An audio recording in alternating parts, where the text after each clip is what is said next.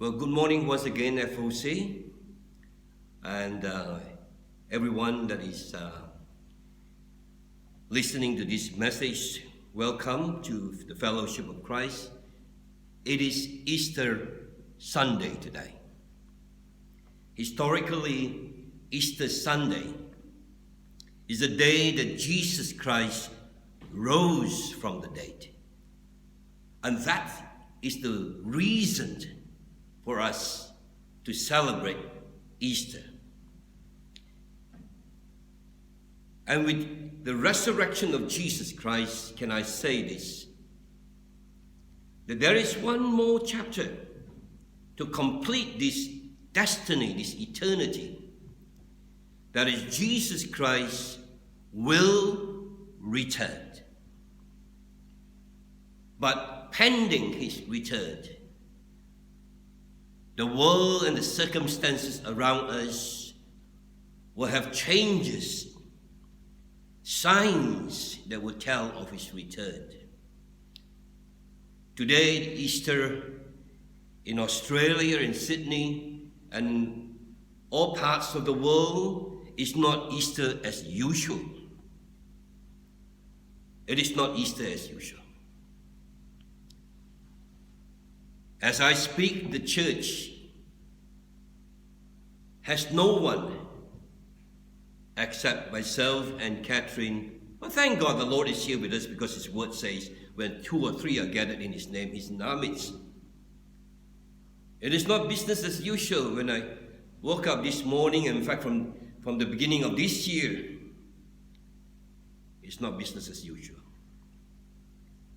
On Monday, the statistics tells me that more than 1.2 million people were infected, and that close to 70,000 people has died due to this coronavirus. That was Monday. This morning on Easter Sunday, Resurrection Sunday, on the Lord's Day, the figure is grim. 1.8 million, more than 1.8 million now are infected, and over 100,000 people have died. Just between Monday and today, 6 days, 600,000 more infected, and more than 30,000 more has died. It is a grim day. It is not usual. And so this morning I have also an unusual message for our Easter Sunday. But before I do that, would you please join me in prayer? Father, I want to thank you this morning that you help us look up to you, that Jesus Christ is risen from the dead, and the Lord, you are seated on the throne of grace, and that you are alive, watching over each and every one of us. We give ourselves over to you, my Father God. Our days are in your hands, and may you help us live the days to the fullness that you have destined for us. Each day we want to glorify and exalt your name. Bless, Father God, everyone that is watching, listening to this message. In Jesus' name I pray. Matthew chapter 24, verse 6. Jesus said, "And you will hear of wars and rumors of wars. See that you are not alarmed, for this must take place, but the end is not yet." The message I have unusual for this Easter is a question. Is it judgment time? It's not my favorite subject.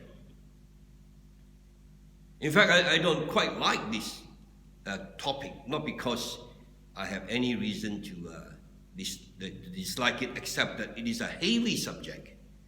And in times like this, You don't need judgment to come upon the world.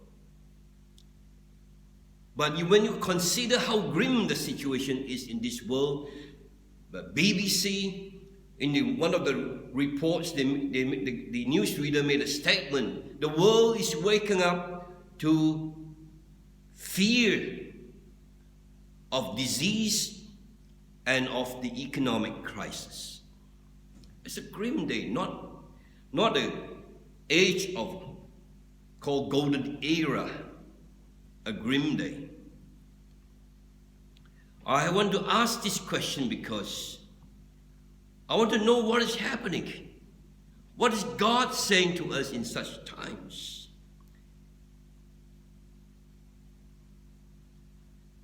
But judgment is in the Bible.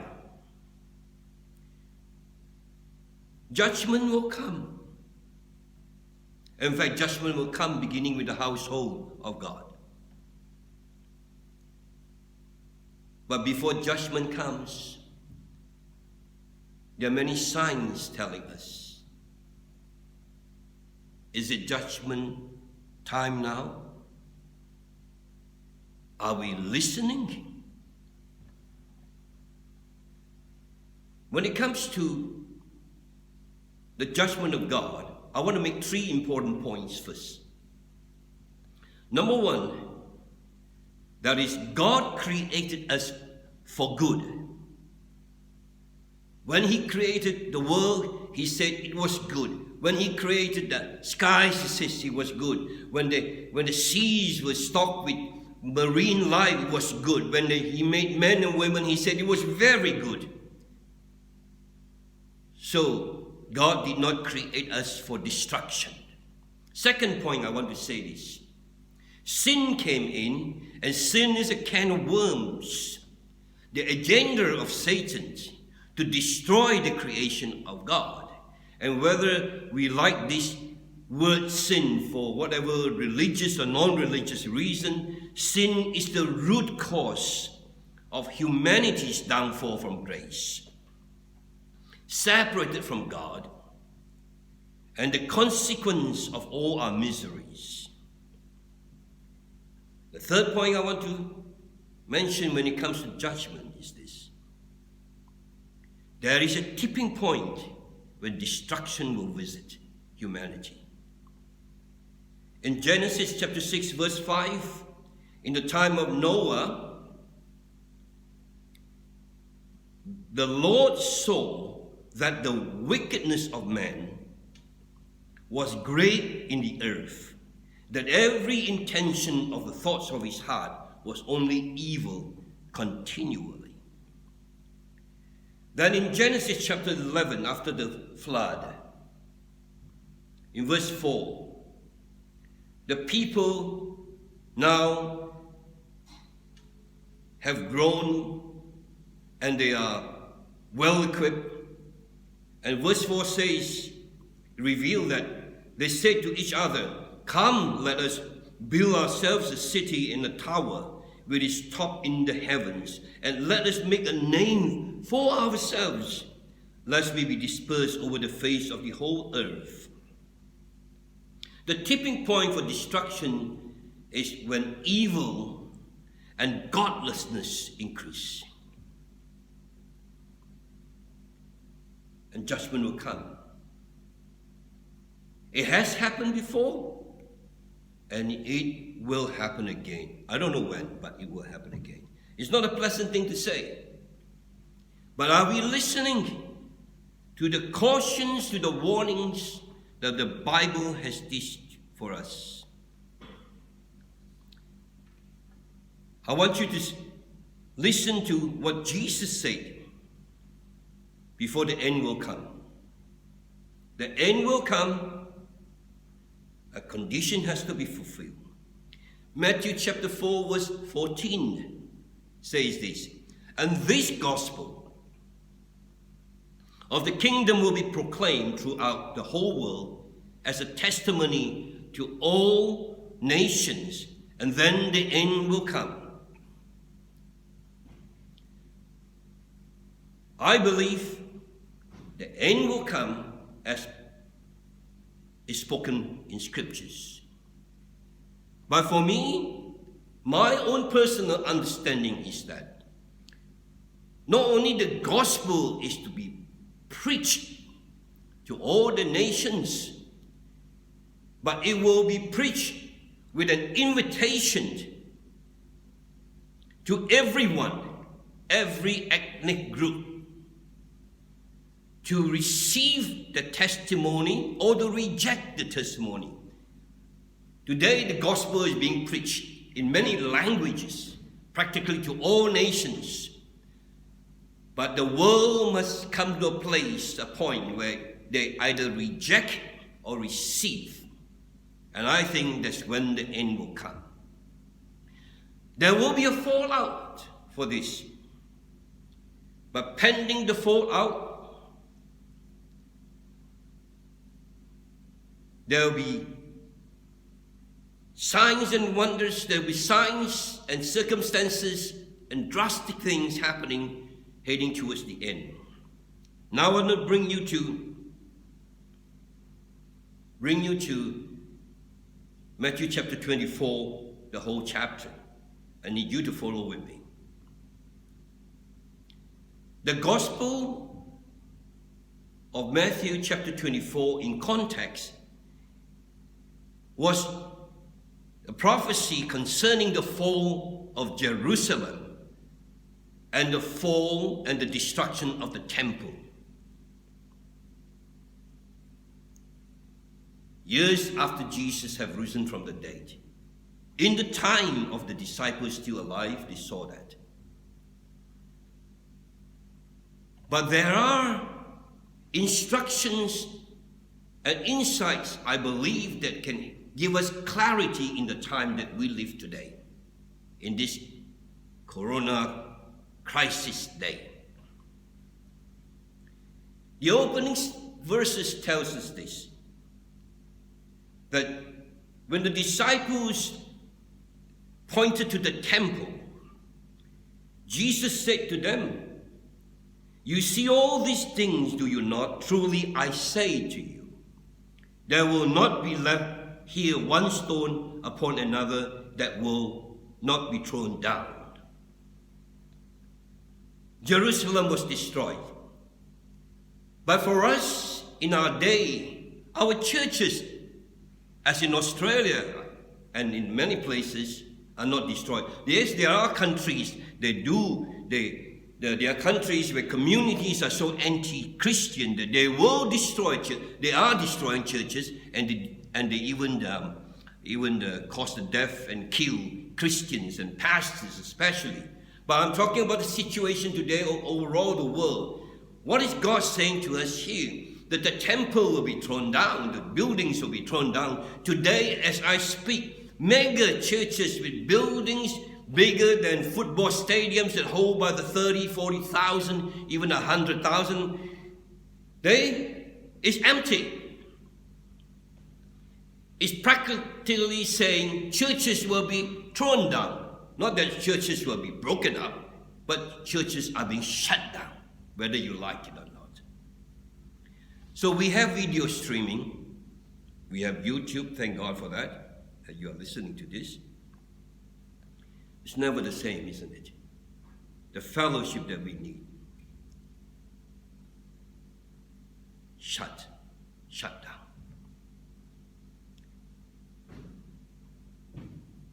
And so the disciples were keen to figure out, when is this going to happen? You and I should be keen to seek the Lord, what is happening too in our days. Then Jesus, when the disciples asked the Lord about the signs, Jesus told them this. "See that no one leads you astray. For many will come in my name, saying, I'm the Christ, and they will lead many astray."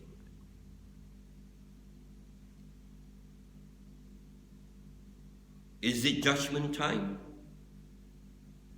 I hope so not. But by what the Lord is saying, see that no one leads you astray. In some other versions is, do not be deceived. I think the church historically has been deceived for too long. There are people preaching messages that draws attention to themselves. Cults causing not only deception but even death. People follow after cults and cult leaders die. And the Christian movement has been filled with many of these cults, misadventure. We have been deceived and deceived long enough.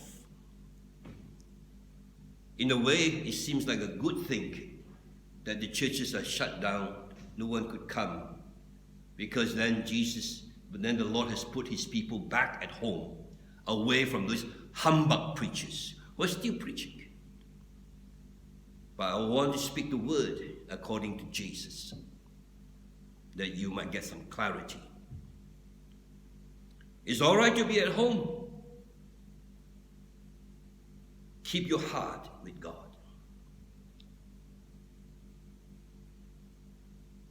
Judgment will begin, if it does, with the house of God. 1 Peter chapter 4 verse 17 says this, for it is time for judgment to begin at the household of God. And if it begins with us, what will be the outcome for those who do not obey the gospel of God? This is what Jesus said in Matthew chapter 24. You will hear of wars and rumors of wars, but then don't be alarmed, for this must take place, but the end is not yet. The fallout will continue. Nations will rise against nation and kingdom against kingdom, and there will be famines and earthquakes in various places, and pestilences, plagues, like what we have seen. In other words, the worst is yet to come. I hope it doesn't get any more worse than what we are facing today, but unfortunately, the worst is yet to come. It's all adding up to this, because in this postmodern era, there's a mounting godlessness, which is an invitation for the worst to come. Not good news. Then Jesus said, and then many will fall away and betray one another and hate one another. False prophets will arise and lead many astray. Lawlessness will increase. The love of many will grow cold. But the one who endures to the end will be saved. We are being warned. In times like this, stand your ground, brothers and sisters, wherever you are. Whether you are listening here in Australia or wherever you are, this is what the Lord said. You are Christian, stand your ground. The one who endures to the end will be saved. And so in Matthew chapter 24 verse 14, this is the verse that sort of keep my mind working, thinking when the end will come. And this gospel of the kingdom will be proclaimed throughout the whole world as a testimony to all nations. And then the end will come. People not only need to hear, but need to make a decision. When the Lord sees, I think when the Lord sees that this testimony, when a testimony is given, you either believe or you reject it. So not only the gospel is to be preached, and there are the gospel, the messages, the Christian messages is being preached every day. But people just listen and that's it, 1 year in and 1 year out. But there will come a time. This is not about just listening for information or facts or just to get to know what Christianity about. It is to hear, and the invitation will be given. It will be receive it or reject it. And I believe when God sees the world has fairly divided itself, the end will come.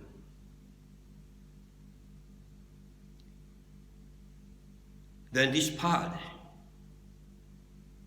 that says, when you see the abomination of desolation spoken by the prophet Daniel standing in the holy place, let the reader understand. Then let those who are in Judea flee to the mountains. Flee, run away. In this corona crisis, we are ordered by law to social distance. Before the end will come, unholy things, unholy spiritual activities will happen. You and I need to have spiritual distancing. You hear me? Spiritual distancing. To avoid this coronavirus, we need social distancing. To avoid this spiritual contamination and the evil of Satan, you need to have spiritual distancing.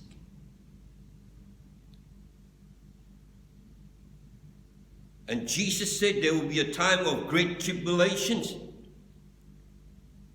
such as has not been from the beginning of the world until now, and never will be. If those days had not been cut short, no human being would be safe. For the sake of those elect, the days will be cut short.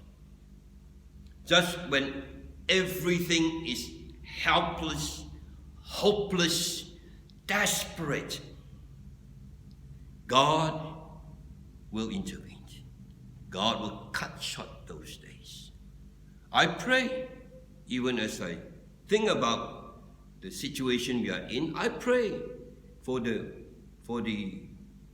infections that's going around the world, the death that's happening. I pray God will intervene for us and cut short the days of this coronavirus. Lord, I pray you will cut it short. But let me continue. Stay with me, please. Then Jesus said, if anyone says to you, look, here is the Christ, there he is, do not believe it. And then in verse 28, wherever the corpse is, there the vultures will gather. In this passage, trying to wrap my head around it, I find in the context of the world today, there's got so much fake news. There is already clarity for me here that the Lord is saying in our days, don't believe everything that you hear. Don't be gullible. There will be fake news. There are lies, and the lies from Satan stings, which is wherever the corpse is, there the vultures will gather. The corpse has a pungent smell of death. But the vultures, the demonic, that champions the lies of Satan, we will smell that.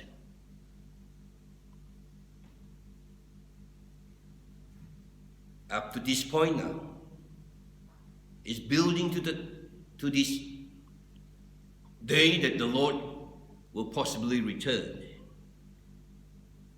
And so the coming of the Son of Man, Jesus said immediately after the tribulation of those days, the sun will be darkened and the moon will not give its light. And they will see the Son of Man coming on the clouds of heaven with great power and great glory. And he will send out his angels with a loud trumpet call, and they will gather his elect from the four winds, from one end of the heaven to the other. When will the Lord come? When he does, we will know it. When he does, we will know it. In the meantime, the Lord continues to reach out and show and taught his disciples as he's giving us clarity today. He said in Matthew chapter 4, verses 32, he said, from the fig tree learn its lesson. From the fig tree learn its lesson. Then in verse 35, heaven and earth will pass away, but my words will not pass away. From the fig tree, learn a lesson. From history, learn the lessons. History has many accounts, records, many events that points to the continual fallout of godlessness and evil. And Jesus has spoken. And so it is, as he said, heaven and earth will pass away, but my word will remain, will not pass away. What he has spoken will come around. So, is it judgment time? Is the Lord coming back? Here is what Jesus said. But concerning the day and hour, no one knows, not even the angels of heaven, nor the Son of Man, but the Father only. Forget it. Stop second guessing when Jesus is going to return. But notice there are signs telling us. And so, too many people are trying to second guess. Some are curious, inquisitive. But this is not a subject for casual inquiry or curiosity. This is a serious matter. I hope we get it.